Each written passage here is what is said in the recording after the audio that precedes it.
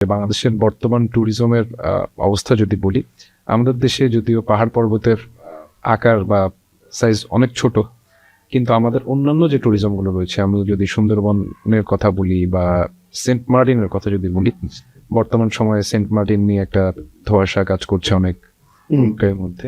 আমাদের ট্যুরিজমের উন্নতির জন্য এই ধোঁয়াশাগুলো কাটানো কতটা আসলে জরুরি? আসলে ট্যুরিজম মানে হলো কোথাও ঘুরতে যাওয়া, তাই না? এখন সেটা যদি এরকম হয় তাহলে কিন্তু সবকিছু ট্যুরিজম। আমরা ট্যুরিজম বলতে আসলে দুইটা ডেস্টিনেশন খুব ভালো জানি, কক্সবাজার, সিলেটের চা বাগান হতে পারে, সুন্দরবন, ইদানিং সেন্ট মার্টিন, হাওর, এই টাইপ। কিন্তু ট্যুরিজম কিন্তু ঢাকার ভিতরেও হতে পারে, হয় না? হেরিটেজ ট্যুরিজম ঢাকাতে হয় আর কি। এখন ট্যুরিজম পৃথিবীর অনেক দেশে অন্যতম রেমিটেন্স পাওয়ার উপায়। আমি যদি নেপালের কথা বলি, নেপাল তো মানে নেপালের বিশাল একটা টাকা কিন্তু ট্যুরিজম থেকে আসে।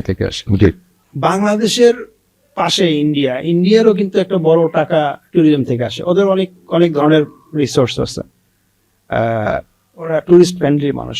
বাংলাদেশেও ইদানিং হচ্ছে, কিন্তু বাংলাদেশে ট্যুরিজম বলতে ওই প্রাচীন ধ্যান ধারণা থেকে একটু বেরোয় আসতে হবে।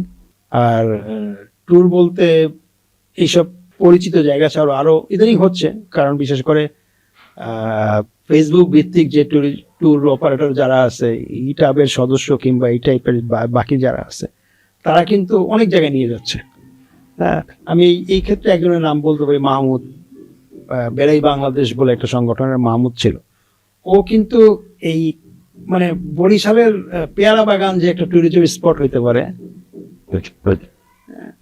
কিংবা ওই মানে গ্রামে একটা মেলা হচ্ছে, সেটা যে ট্যুরিজম স্পট হইতে পারে, ও মাথা থেকে এটা প্রথম আসে। কিংবা আমি এখানে একটু যোগ করতে চাই যে চাঁপাইনবাবগঞ্জের একটা গ্রাম আছে যেখানে মাটির বাড়ি এবং মাটির বাড়িগুলোতে আলপনা করা, সেটাও একটা ট্যুরিজমের। হ্যাঁ, মানে সাঁওতালের গ্রাম যদি বলি, কিংবা হেরিটেজ ট্যুরিজমের ক্ষেত্রে মানে পাহাড়পুর বা বৌদ্ধবিহার, মন্দির, হ্যাঁ, কিংবা ঢাকার পাশে কলাকুপা, বান্দরা, কিংবা পানাম সিটি, এটাও কিন্তু ট্যুরিজম অংশ হতে পারে।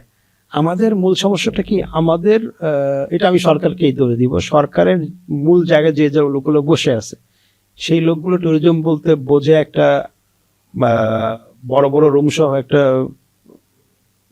মোটেল থাকবে, গাড়ি থাকতে হবে, যাইবে থাকবে, রিসোর্টে থাকবে, রিসোর্টটাও চিন্তা ভাবনা, একটা হোটেল, মানে যে উপল প্রবাল এই টাইপের সরকারি যেগুলো আছে এইটা। কিন্তু ট্যুরিজম মানে হলো, রানী এলিজাবেথ ঢাকায় আসছিলেন, মানে একবার না দুইবার আসছিল, একবার পাকিস্তান আমল, একবার বাংলাদেশ। তো রানী এলিজাবেথের ওই ডেকোরেশনের দায়িত্ব ছিল মুস্তাফা মনোয়ারের। তো এরশাদ তখন সামরিক শাসক। তো রানী এলিজাবেথের ডেকোরেশন উনি মুস্তাফা মনোয়ার অনেক চিন্তা করে উনি প্রস্তাব দিলেন যে আমরা সব ডেকোরেশন গুলো চট দিয়ে করবো। তো এটা যখন প্রস্তাবটা দিলেন, সবাই তো হাসাহাসি শুরু করতে। চট মানে ছালা, যেটাকে বলি আর কি, আপনি ছালা দিবেন রানী এলিজাবেথকে, আপনি মখমল দেন, এই দেন সেই দেন। তখন মন্টু ভাই মানে মোস্তফা মনোয়ার বলতেছে, উনি আমলা তো, আচ্ছা আপনি বাকিংহাম প্যালেসে যার জন্ম, যে 1952 সালের রানী হয়েছে, কিংবা যার বাবা, যার দাদা, তার দাদা, তার দাদা, যারা এতদিন ধরে ব্রিটেন শাসন করে আসছে, তাকে আপনি কি মখমল দেখাবেন? আপনার বরং আপনি চট দেন আর ওই পিঠা টিঠা এগুলো খাওয়ান, সে আকৃষ্ট হবে। তো এরশাদ কেন যেন এটা মেনে নিয়ে বলছে, ওকে আপনি যা বলতেছেন তাই হবে।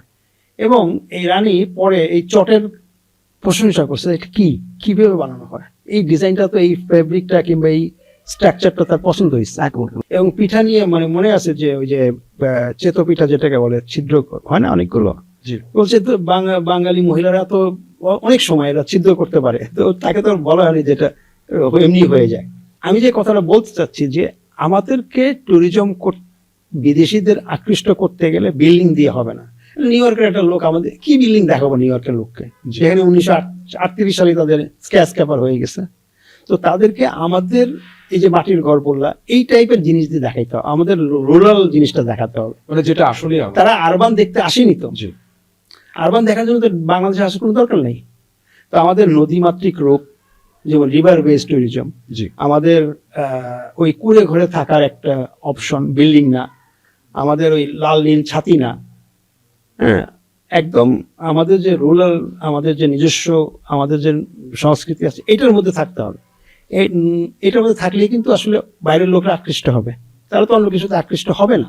আমি মনে করি মানে ট্যুরিজম তো একটা হলো ইনল্যান্ড ট্যুরিজম, আমরা আমাদের দেশ ঘুরতে যাব, এইটাতে ইনকাম হবে, আয় হবে, লোকাল লোকজনের কর্মসংস্থান হবে, কিন্তু সেই আয়টা কিন্তু দেশের কোনো লাভ হবে না। মানি সার্কুলেটেড হচ্ছে কিন্তু দেশের কোনো লাভ হচ্ছে না। দেশের লাভ হবে তখনই যখন বাইরে থেকে বিদেশিরা আসবে, ডলার নিয়ে আসবে। তো ওই ডলার আনতে গেলে কিন্তু বিদেশিদের আকৃষ্ট করতে হবে এই মানে আমাদের যে নিজস্বতা সেটা দিয়ে। যেমন অনেকে বলে যে কক্সবাজারে বার থাকতে হবে, নুড বিচ থাকতে হবে, হ্যাঁ, প্রস্টিটিউশন থাকতে হবে। এটা কিন্তু আমাদের এখানে দরকার নেই। তারা কিন্তু চায় না যে এখানে প্রস্টিটিউশন আসুক, তারা বার আসুক, তারা জানে বাংলাদেশ কীরকম লোক। তো আমাদের যে নিজস্বতা আছে এটা দেখাইতে হবে, এটা দেখালেই তারা আকৃষ্ট হবে। তারা বার দেখার জন্য তারা তো মানে তাদের থাইল্যান্ডে যাবে, কিংবা তাদের নিজের দেশেও না ক্যাসিনো আমার দরকারটা কি, ক্যাসিনো করার জন্য তারা এখানে দরকারটা কি। আমি একটা বলবো যে আমরা শুধু পর্বত আরোহণ বললাম, কিন্তু আমাদের কিন্তু অনেক ধরনের অ্যাডভেঞ্চার আমরা করি। আমাদের একটা ছেলে হয়তো হাতে বানানো কায়াক নিয়ে বাংলাদেশে এই মাথা থেকে এই মাথা গিয়েছে, জি ইমতিয়াজ ভাই, তাই না? হ্যাঁ, ইমতিয়াজের আগেও নোমান বলে জি, একজন গিয়েছিল। কিংবা সাঁতার কেটে টেকনাফ থেকে সেন্ট মার্টিন সাঁতরে যাচ্ছে। হ্যাঁ, যেমন কেউ কেন করে না যে বাঁশের ভেলা বানিয়ে এক জায়গা থেকে এক জায়গায় যাওয়া। আমাদের মানে অ্যাডভেঞ্চার ট্যুরিজম, অনেক ধরনের অ্যাডভেঞ্চার ট্যুরিজম আছে। হয়তো প্যারাগ্লাইডিং আমরা করতে পারবো না, আমি একবার চেষ্টা করছিলাম, হয়নি। বেনু ভাই বলে একজন আছে, সে নিয়ে আসছিলেন প্যারাগ্লাইড, সেটা হয়তো অনেক, কিন্তু আমাদের মতো করে অ্যাডভেঞ্চার করা যাবে। অতএব শুধুমাত্র মাউন্টেনিং নিয়ে আমাদের অ্যাডভেঞ্চার না, অনেক ধরনের লোকাল অ্যাডভেঞ্চারও আমরা করতে পারবো। আমি মনে করবো যে যারা ইয়াং আছে তারা এটাতে আগ্রহী হোক। আরেকটা হলো প্রচারটা অনেক বড় জরুরি। জি এখন তো প্রচারের অনেক, যেমন এই যে আমি এখন পডকাস্টে আছি, এটা একটা প্রচার। এখন ডিজিটাল যুগে আমরা যদি ছোট ছোট আমাদের এই যে টুরিস্ট স্পটগুলো যেগুলো আছে এখানে যদি কোনো ব্লগ বানাতে পারি, ট্রাভেল ব্লগ কিংবা অ্যাডভেঞ্চার ব্লগ, হ্যাঁ, কিংবা ছোট ছোট ভিডিও বানাতে পারি, এটা কিন্তু আকৃষ্ট হবে বিদেশে লোকজন আসতে। এটা একটা বিদেশিদের আনতে হবে। 2 নম্বর হলো আমাদের ভিতরে আমাদের যে লোকজন আছে, আমাদের ইয়াং জেনারেশনকে ট্যুরিজমে আকৃষ্ট করতে হবে। তাহলে তারা নানা রকম ক্ষতিকারক যে দিকগুলো আছে জীবনের, সেটা থেকে বেরিয়ে আসবে, হ্যাঁ, ড্রাগ কিংবা এগুলো। কারণ আমরা তো এমনি এখন আমরা যতগুলো স্কুলে খেলাধুলা করতাম, এখন তো সেই লোকজন এখন এরকম সুযোগ পায় না। অতএব এই ধরনের কোনো একটা স্পোর্টসের মধ্যে গেলে, যদি যেমন স্কুলে, আমি মনে করি স্কুলগুলোতে আর্টিফিশিয়াল ক্লাইম্বিং থাকা দরকার। স্কুলগুলোতে অন্তত বছরে একবার স্কারশনের নামে একটু পাহাড়ে, একদিনের জন্য যাক, ঢাকা থেকে যদি, ঢাকার স্কুলগুলোর কথা, ঢাকা থেকে যদি তারা খৈয়াছড়া যায়, সীতাকুণ্ড যায়, একদিনে গিয়ে ঘুরে চলে আসতে পারবে। তো বাচ্চাদের একটু পরিচয় হলো। কিন্তু তো এইরকম যে সাঁতার শেখানোটা, হ্যাঁ, কিংবা ওই যে এখন ছোট ছোট ক্লাবের মতো বেস ক্যাম্প কিংবা মাটিরটা এরকম কিছু একটা হয়েছে, ওই একটু ক্লাইম্বিং করলো, এগুলো করলে হয় কি ওদের মানে মানসিকতা বড় হয়। অতএব এই দুইভাবে বিদেশিদের আকৃষ্ট করা আর বাংলাদেশের লোকদের আকৃষ্ট করা, তাদেরকে নিয়ে নানা ধরনের অ্যাডভেঞ্চার এবং নানা ধরনের ভ্রমণ, হেরিটেজ ট্রাভেল করলাম, কিংবা শুধু মসজিদ ভ্রমণ হতে পারে, শুধু মন্দির ভ্রমণ হতে পারে, শুধু পুরনো বিল্ডিং জমিদার বাড়ি ভ্রমণ হতে পারে।